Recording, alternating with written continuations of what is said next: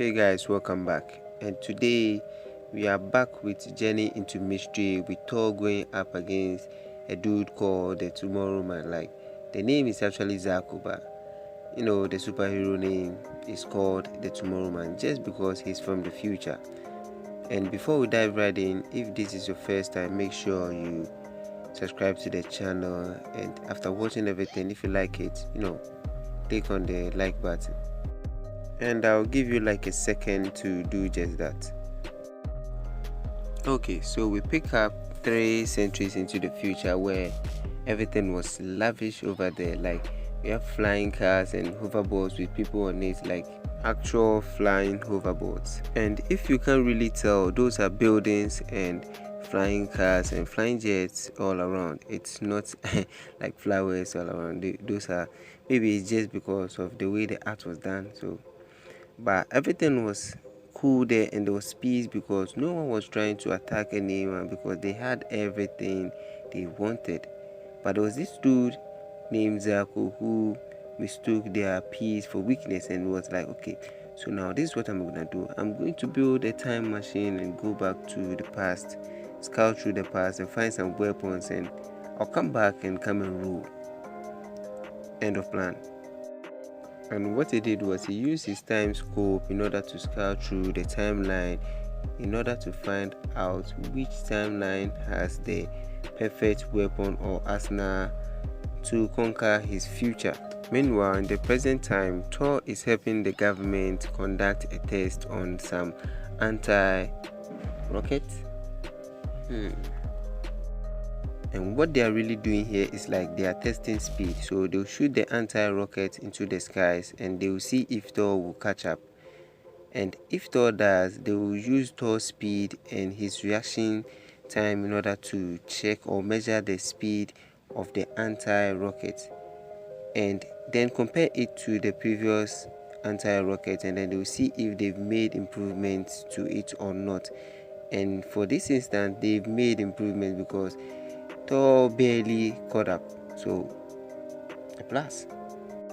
And their second experiment was to detonate a cobalt bomb with Thor standing close to it in order to measure his physiology after the explosion. But when they started the countdown, this dude Zaku, he just dropped in, grabbed the cobalt bomb, and then jet. I mean, the thing was already at 5. So I don't know. Even Thor tried to tell him like, at least stop the countdown. These dudes were like, okay, you're gonna teach a thief how to go about stealing? No. And so Thor tries to stop him. So he threw his hammer at him, but his time machine phased in time in order to evade Thor's blow. Only after Thor has gotten a piece of his time machine.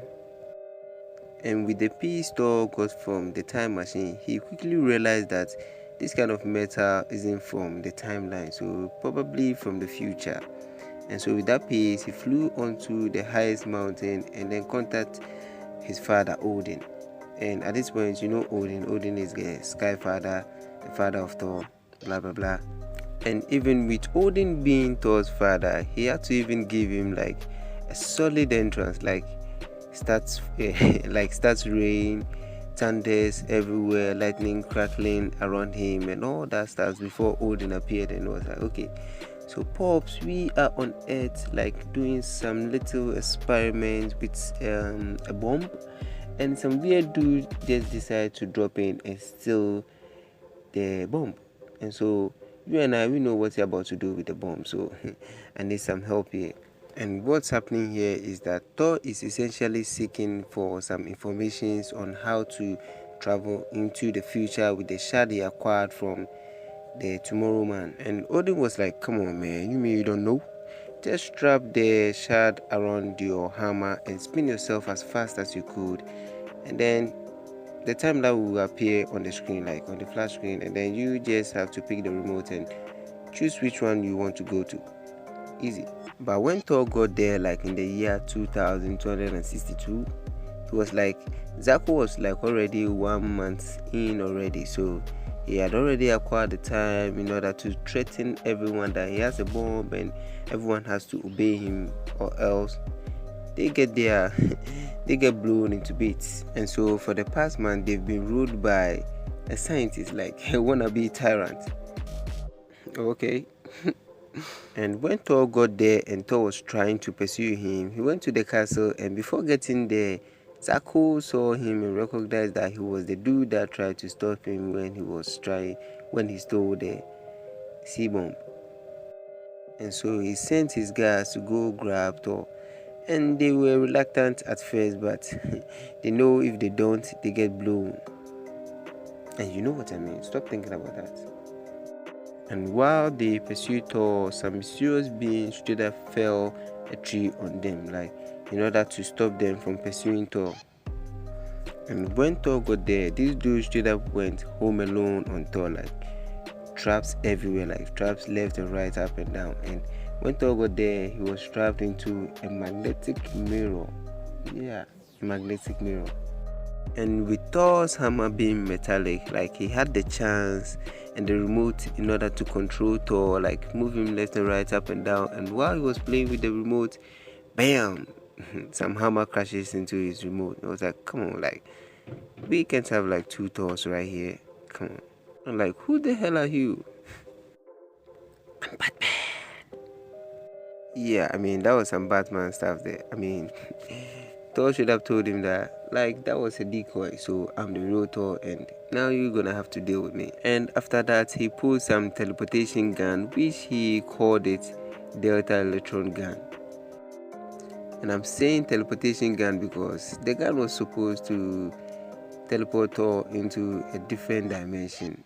And Thor basically stuck in air and then blew it on the dude, which was enough to stop his evil plan. But no, that wasn't it.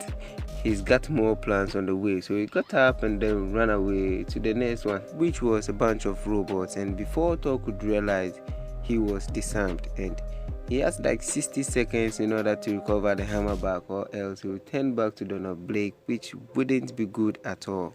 And so with the 60 seconds of being Thor and having the strength or the power of Thor, he just broke the floor, thinking or hoping that there will be a pipeline over there, and then he broke it.